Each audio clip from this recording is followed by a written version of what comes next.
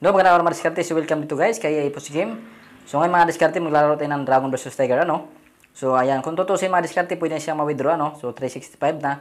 So, iwan na natin yung 50. So, pwede natin mag-withdraw ng 350 na, no? Pero dagdagan natin siya guys.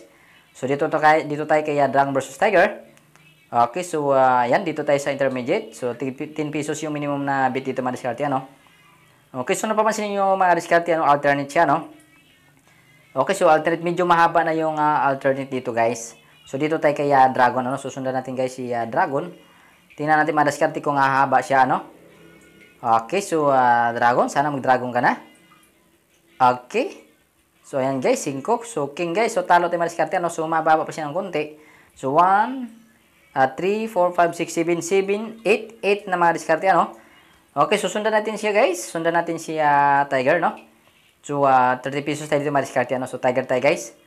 Okay, tingnan natin, guys, kung hahaba pa siya, no? So, mukhang kayang-kaya naman i-sustain dito madiskarte kahit sundan natin siya hanggang 5, 6, ano? Okay, so, Tiger tayo mga diskarte. So, tingnan natin. So, ayan, guys. 2, 3. So, lamang tayo ng isang puntos. So, nag-Tiger siya, guys. So, nabawi natin yung talo natin kanina, 10 pesos, ano?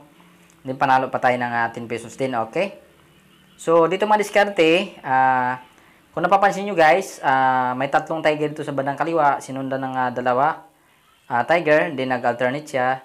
So dito madiskarte, mautak to si Ipots minsan, ano? So tiger pa rin tayo. So sundan natin guys, stay tayo kay tiger. So ayan, labang tayo guys sa isang puntos madiskarte.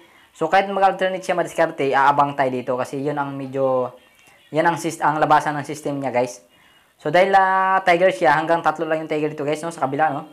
So pwede siya guys mag-dragon pero tiger pa rin tayo, no? So, ayan, tingnan natin guys. Tiger pa rin tayo. So, ayan. So, mga isa o dalawang rounds lang siguro madiskarte. So, pag nanalo tayo guys, tingnan natin guys. Okay. So, ayan, 2. So, ayan, 4. Lamang tayo ng 2 puntos madiskarte. So, ayan guys. Pwede na siguro itong withdraw, no?